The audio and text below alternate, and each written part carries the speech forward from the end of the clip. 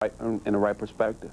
When you sat out those 2 games home in Pensacola, did you ever think you'd be going for your 3rd rushing title? I felt like everything was just going to work out my way. I just felt like I was going to catch somebody.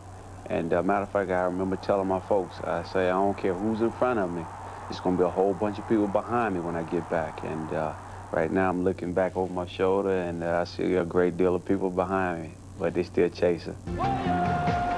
When the Cowboys and the Giants last met, the Cowboys dominated, dismantling the Giants and setting up a return engagement that will answer all the questions as to who is better and who is best. Are you starting to feel a certain bravado heading into the playoffs? We're starting to get the swagger back. I think the last 2 or 3 weeks, especially the way we played against Washington. Well, you talked about having the swagger back.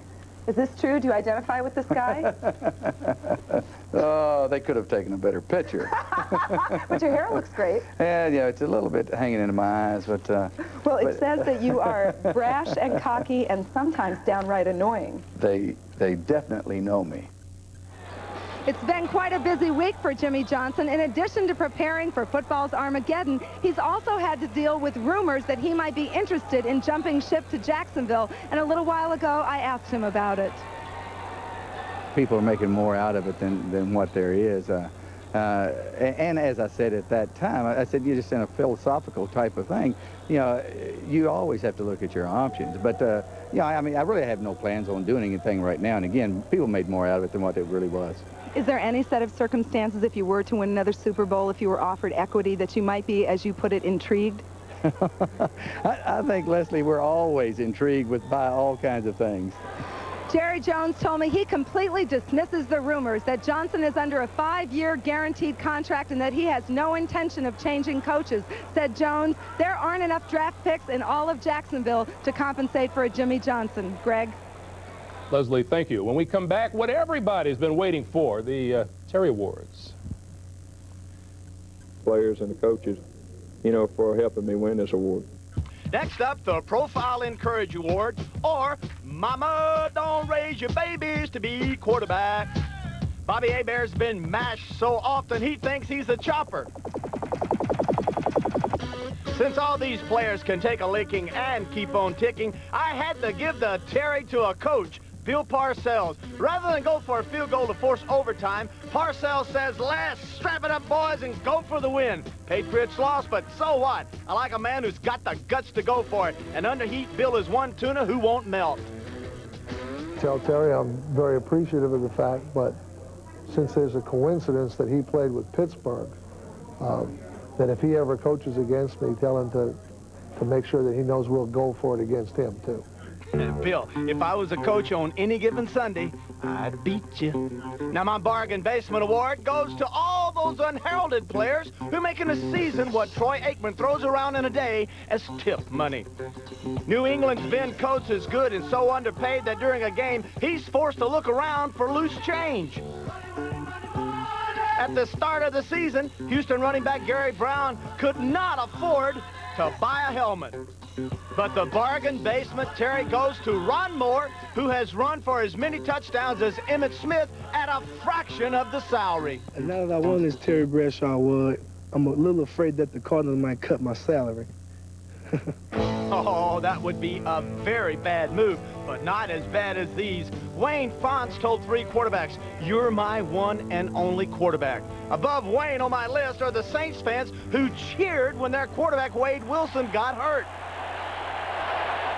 Now, the next worst move was mine. By a horrible, terrible mistake one day, you see, I brought in some really rancid ribs for the crew. I thought Greg and the gang would forgive me in time, but their court case comes up for hearing next week.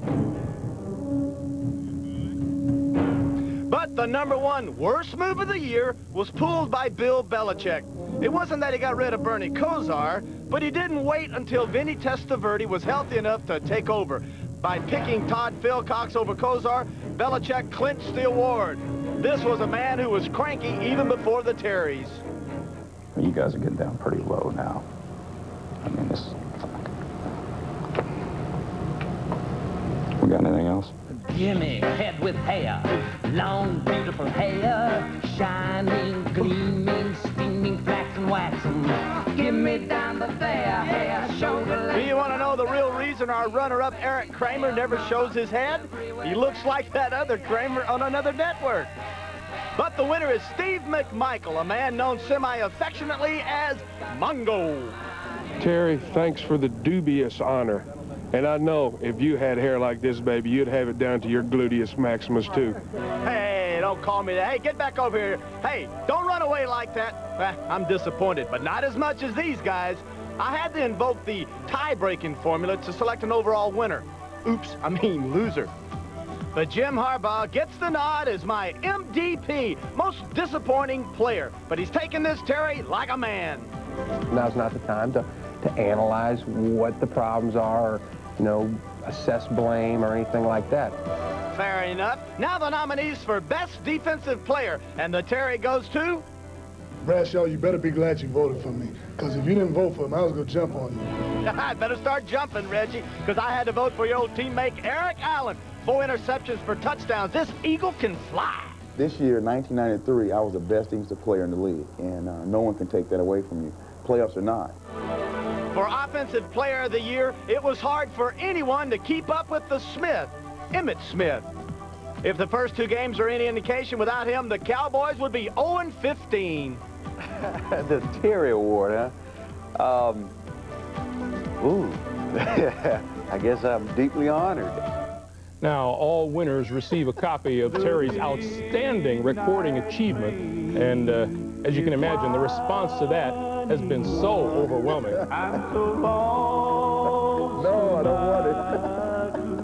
But the good news is, on the flip side, is Inagata DeVita, so that's nice.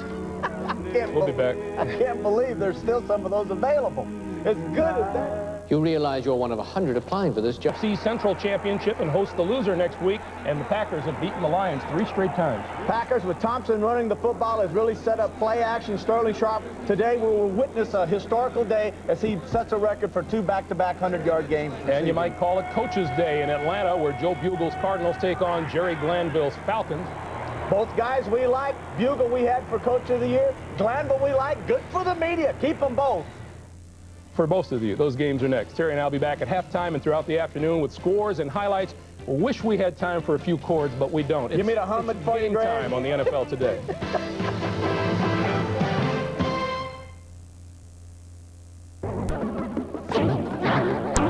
Traditionally, the Super Bowl comes after the playoffs, but oftentimes tradition takes a backseat to reality. Today's victor will have the upper hand on the road to the championship. The loser's path will be far more difficult. So while some of us are still sorting out how to implement our New Year's resolutions, the Cowboys and the Giants are going to waste no time realizing theirs. They'll play their own Super Bowl this afternoon.